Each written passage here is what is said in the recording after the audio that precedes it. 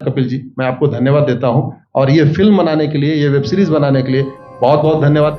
कहां का सत्यमेव जयते, कहां का सत्यमेव जयते, कहां का सत्यमेव जयते। सुप्रीम कोर्ट के जजेस, हाई कोर्ट के जजेस जरूर इसको देखें और आत्मचिंतन करें कि भारत की न्याय प्रणाली कहां पहुंच गई है। भारत में टोटल 5 करोड़ केसेस तो वो हैं जो district court, high court, supreme court में है। इसका मतलब 5 करोड़ परिवार न्याय की आशा में बैठा हुआ है। ऑन एन एवरेज एक परिवार में 6 आदमी रख लीजिए, तो यानी 30 करोड़ लोग न्याय की आस लगाए बैठे हुए हैं। 30 करोड़ का मतलब एक अमेरिका, 30 करोड़ का मतलब 15 ऑस्ट्रेलिया, 30 करोड़ का मतलब 7 कनाडा, 30 करोड़ का मतलब 1.5 ब्राजील। इतने लोग भारत में न्याय की आस में बैठे हुए हैं। और ये 5 करोड़ केस तो वो हैं जो district court, high court, supreme court में है। इसके पैरेलल हमारे देश में एक और जुडिशियल सिस्टम है, उसको कहते हैं तहसीलदार, एसडीएम, एडीएम, डीएम, कमिश्नर, जहां पे चकबंदी के मुकदमे चलते हैं। वो इस 5 करोड़ में काउंटेड नहीं है। जो तहसीलदार के यहां मुकदमा होता है, एसडीएम के यहां मुकदमा होता है, एडीएम के यहां होता है, डीएम के यहां होता है, चकबंदी अधिकारी जिसको सीओ कहते हैं, डीडीसी कहते हैं, एसओसी कहते हैं, वो एक इसके पैरेलल में है और 5 करोड़ मुकदमे वहां पे भी चल रहे हैं। इसका मैं लाइव एग्जांपल देना चाहूंगा भारत की ब्लैक जस्टिस सिस्टम का। 1985 में जौनपुर में एक 10 बीघे जमीन का मुकदमा शुरू हुआ था। अभी वो सबसे नीचे पायदान पे है, जिसको कहते हैं चकबंदी अधिकारी। 1985 में मुकदमा शुरू हुआ, 2023 आ गया, लगभग 37 साल बीत चुके। 37 साल में यह नहीं तय हो पाया कि असली विल कौन सी है। 2 लोगों ने क्लेम किया, वो कह रहे हैं मुझे विल मिली है, वो कह रहे हैं मुझे विल मिली है। 37 साल में यह नहीं डिसाइड हो पाया असली विल किसकी है। अगर मान लीजिए आज डिसाइड हो जाए तो सीओ के बाद एसओसी, एसओसी के बाद डीडीसी, डीडीसी के बाद हाई कोर्ट, हाई कोर्ट के बाद सुप्रीम कोर्ट, यानी अभी 35 साल और लगेगा, 70 साल लगेगा। सेकंड जनरेशन मुकदमा लड़ रही है, ऑलरेडी सेकंड जनरेशन मुकदमा लड़ रही है और इसी स्पीड से काम हुआ तो मुझे लगता है थर्ड जनरेशन आके मुकदमा जाके तब जाके सुप्रीम कोर्ट पहुंचेगा। दूसरा एग्जांपल, एक ग्लेरिंग एग्जांपल आपको देता हूं। 1971 के वॉर में पाकिस्तान में बम फेंकने वाले, पाकिस्तान के फौजियों के बहुत सारे बैंकर तोड़ने वाले एक कर्नल कबोत्रा है, पंचकुला में रहते हैं। दुश्मनों को उन्होंने दांत तोड़ दिए। आज 2000 से उनके मकान पे किसी ने कब्जा किया हुआ है। 2023 आ चुका है, 23 साल में वो अपने मकान को नहीं छुड़ा पाए। अभी मामला पंचकुला की डिस्ट्रिक्ट कोर्ट में है, उसके बाद चंडीगढ़ हाई कोर्ट जाएगा, फिर सुप्रीम कोर्ट जाएगा। तो 23 साल में वो सबसे नीचे पायदान पे है। वास्तविकता यह है, अंग्रेज चले गए, अंग्रेजी कानून यहीं छोड़ गए, अंग्रेजी व्यवस्था यहीं छोड़ गए। यह व्यवस्था भारत में न्याय देने के लिए नहीं बनी थी। यह जो न्यायिक जुडिशियल सिस्टम था भारत में जो बनाया गया, वो केवल और केवल भारत को लूटने बांटने के लिए बनाया गया था।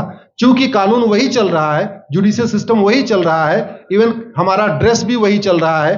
अंग्रेज काले कपड़े पहनते थे, हम भी काले कपड़े पहनते हैं। अंग्रेज जून के महीने में उनको गर्मी लगती थी तो 1 महीने छुट्टी करके इंग्लैंड चले जाते थे। आज भी हमारा हाई कोर्ट, सुप्रीम कोर्ट पूरे मई जून बंद रहता है।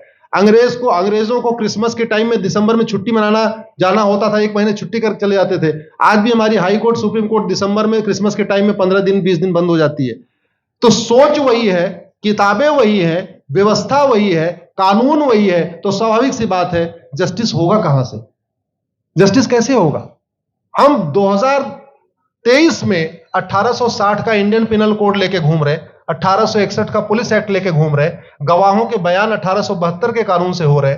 हमने सब कुछ वर्ल्ड क्लास कर लिया, लेकिन अपने जस्टिस सिस्टम को कंपेयर करने की कोशिश ही नहीं किया। जितने में एक एयरपोर्ट बनता है, एक एयरपोर्ट बनाने में 25,000 करोड़ की लागत आती है। अगर हमारी सरकारों ने एक एयरपोर्ट की कीमत जुडिशियल सिस्टम पे खर्च कर दिया होता तो हमारी न्यायिक व्यवस्था अच्छी हो गई होती।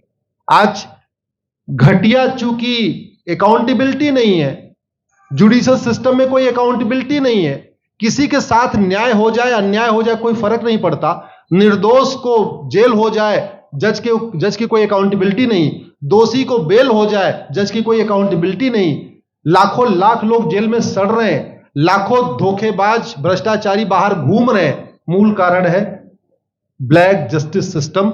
आपने बहुत अच्छा आपने इस पे वेब सीरीज बनाया है और इस देश में world class airport, world class highway, world class shopping mall, सब कुछ वर्ल्ड क्लास बना लिया। इनफैक्ट अपना मोबाइल का डेटा सुरक्षित रखने के लिए हमारे सांसद, विधायक, जज आईफोन भी यूज करते हैं। अमेरिका का आईफोन यूज करते हैं हमारा डेटा सुरक्षित हो जाए, लेकिन भारत सुरक्षित हो जाए उसके लिए यह नहीं देखते कि जापान में कौन सा कानून है, अमेरिका में कौन सा कानून है, सिंगापुर में क्या अच्छा चल रहा है। कनाडा में रेंट का मामला एक डेट में खत्म होता है। सिंगापुर में अभी कुछ दिन पहले एक व्यक्ति के पास 900 ग्राम गांजा पाया गया, उसको फांसी हुई है।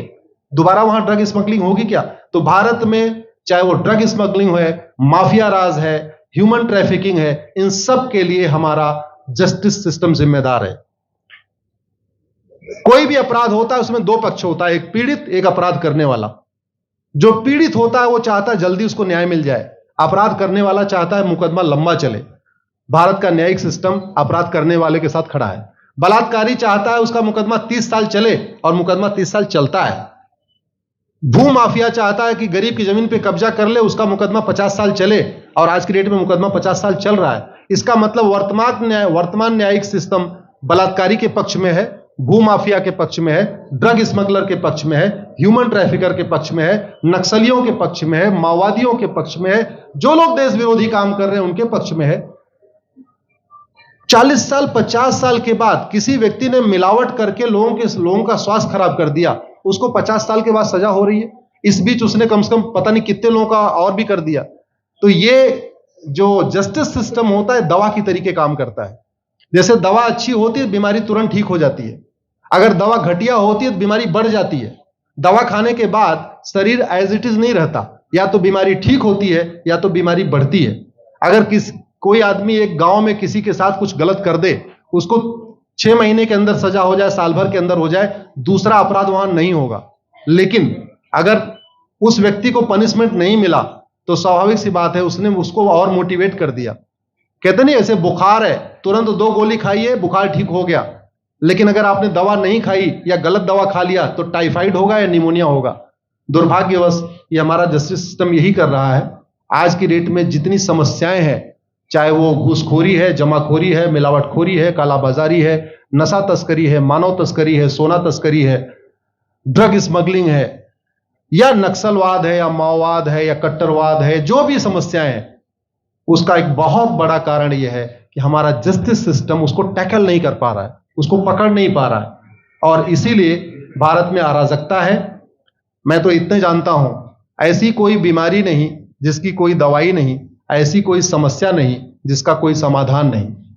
हम हर चीज के लिए बाहर से चीजें खरीदते हैं, तो हम ये क्यों नहीं देख रहे हैं कि आखिर चाइना का जस्टिस सिस्टम कैसा है, सिंगापुर का कैसा है, कनाडा का कैसा है, फ्रांस का कैसा है और अमेरिका का कैसा है। हम क्यों नहीं बेस्ट प्रैक्टिसेस उनकी अडॉप्ट कर लेते। दुनिया के कई देशों ने नार्को पॉलीग्राफ ब्रेन मैपिंग कानून बना दिया।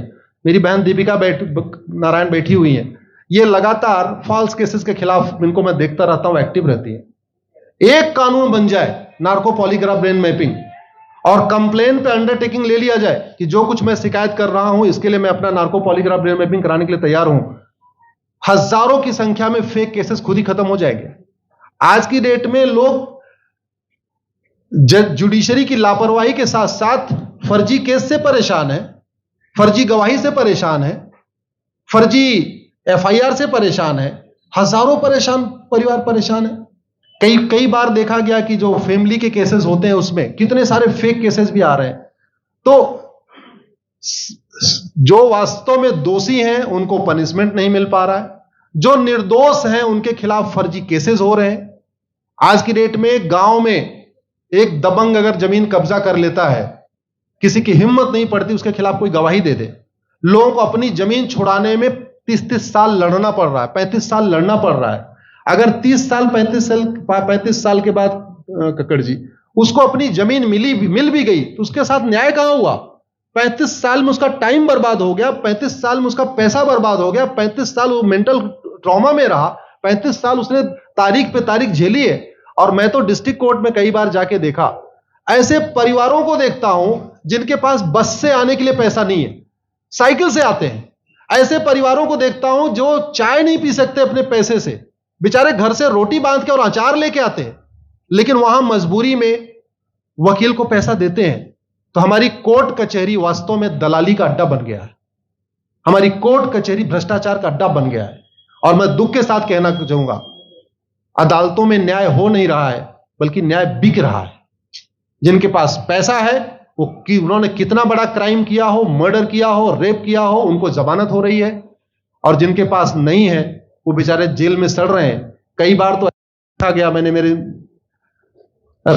मर्डर किया एक्स अनंत सिंह ने, लेकिन एक्स अनंत सिंह बाहुबली थे, उन्होंने थानेदार को 20 लाख रुपए दिया, वो वाई अनंत सिंह को लेकर जेल में डाल दिया। नाम वही है।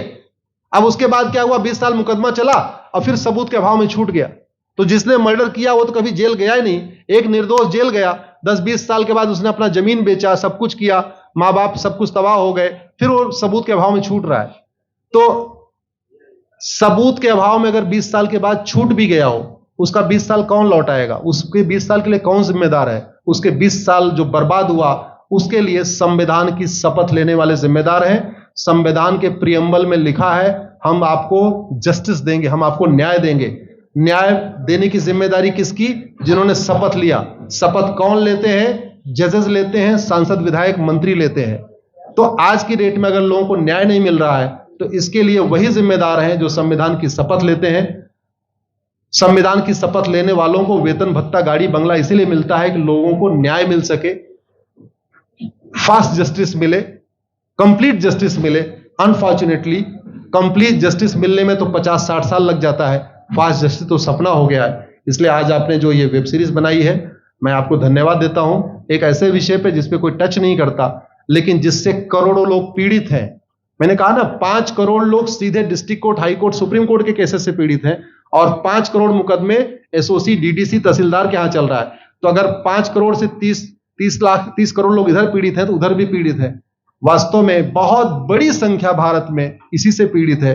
और अपराध, भ्रष्टाचार और जितनी भी अराजकता चल रही है, उसका मूल कारण भी यही है। जस्टिस सिस्टम अच्छा हो जाए, कानून सख्त हो जाए, कानून का खौफ पैदा हो जाए, न्यायपालिका का खौफ पैदा हो जाए, और ये थाने जो दलाली के अड्डे बन गए हैं, तहसील जो दलाली का अड्डा बन गया है, डिस्ट्रिक्ट कोर्ट जो कमीशन खोरी का अड्डा बन गया है, अगर इस पे कंट्रोल हो जाए तो वास्तव में भारत में फिर से राम राज्य आ सकता है।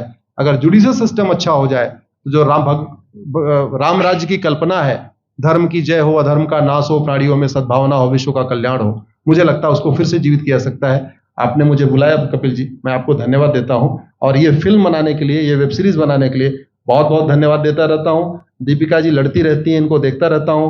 बहन नेहा जी आई हैं, ये अपने गानों से मुझे लगता है बहुत अच्छा आप लिखती हैं। और इसी तरीके से कड़वा सच आप लिखते रहिए, कड़वा सच गाते रहिए। लोग आज की डेट में, यंग जनरेशन कड़वा सच सुनना चाहती है। मीठे झूठ ने इस देश में शुगर, डायबिटीज पैदा कर दिया। भारत केवल लोग डायबिटीज से नहीं पीड़ित हैं, बल्कि हमारी व्यवस्था को डायबिटीज हो चुका है। और उस डायबिटीज को दूर करने के लिए नेहा राठौर जैसी बहनें जो सही बात कह रही हैं, दीपिका जी सही बात कह रही हैं। आप लोग जो है बहुत अच्छा काम कर रहे हैं। और आपने, कक्कड़ साहब, आपने बनाया वेब सीरीज, आपको विशेष आभार, धन्यवाद देता हूं। यही निवेदन करता हूं, इस वेब सीरीज को ज्यादा से ज्यादा देखें। और खास तौर पे अगर आपके जानने वाले कोई जज हैं, कोई आईएएस हैं, कोई आईपीएस हैं, मंत्री, सांसद, विधायक हैं, उनको भी एक बार फोन करके, व्हाट्सएप करके एक बार कहिए कि वो भी इसको जरूर देखें। क्योंकि अल्टीमेटली न्यायिक व्यवस्था बदलने की जिम्मेदारी उन्हीं की है जिनको वेतन, भत्ता, गाड़ी, बंगला, free air ticket, free rail ticket और वीआईपी व्यवस्था मिलती है। ये व्यवस्था उन्हीं को बदलनी है। जय हिंद, धन्यवाद।